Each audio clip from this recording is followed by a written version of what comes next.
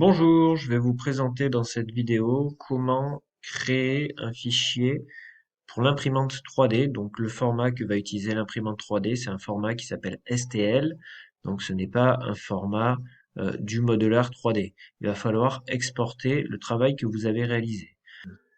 Par exemple, si vous travaillez sur Unshape, vous avez en bas les différents onglets qui correspondent à différentes réalisations en 3D, modèles 3D. Vous avez ici avec le symbole, ça correspond à des pièces.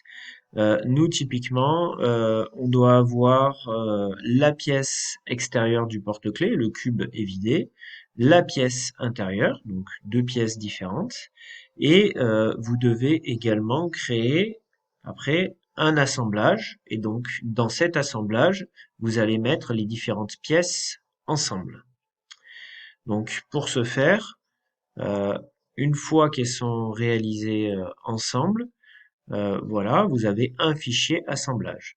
Et une fois que vous avez ce fichier assemblage définitif qui vous convient, qui est prêt à imprimer avec la position des deux pièces l'une par rapport à l'autre qui est bien définie, qui est bonne, qui vous convient, il faut cliquer droit, il faut aller dans Export et par défaut, normalement, vous avez le bon format. Si ce n'est pas le cas, il faut faire jouer sur le menu déroulant et demander un format STL. Le format STL, c'est le format qui est utilisé par l'imprimante 3D.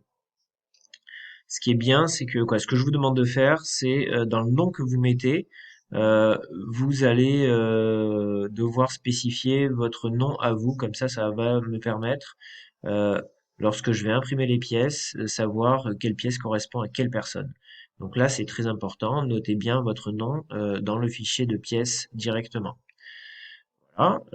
Une information importante, c'est de vérifier qu'il y a la case ici qui n'a pas été cochée, parce que moi je veux un unique fichier STL pour l'ensemble. Je ne veux pas, si j'ai deux fichiers pièces, si je clique ici, j'obtiendrai deux fichiers STL. Ce que je ne souhaite pas, je veux un fichier STL unique. Donc, export unique part as individual part, c'est pas ça que je veux. Je clique ici.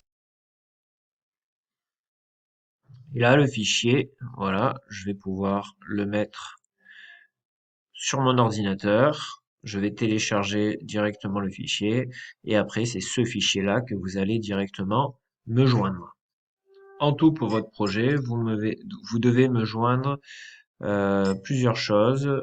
Votre rapport, donc format de type Word ou Google Doc. Ensuite, votre croquis. Tous les deux, ce serait intéressant pour votre note de les mettre à jour en prenant en compte les remarques qu'on avait faites précédemment. Voilà, pour avoir un travail le plus pro possible. Et dernier élément à joindre, c'est le fichier STL de l'ensemble. Dans votre rapport, une remarque importante, c'est que essayez d'avoir un rendu, comme j'ai dit, le plus pro possible. Notamment, essayez de mettre des éléments par rapport à la conception 3D. Donc, n'hésitez pas à mettre plusieurs captures d'écran, tout ce qui peut mettre en valeur votre travail. Allez, bon courage.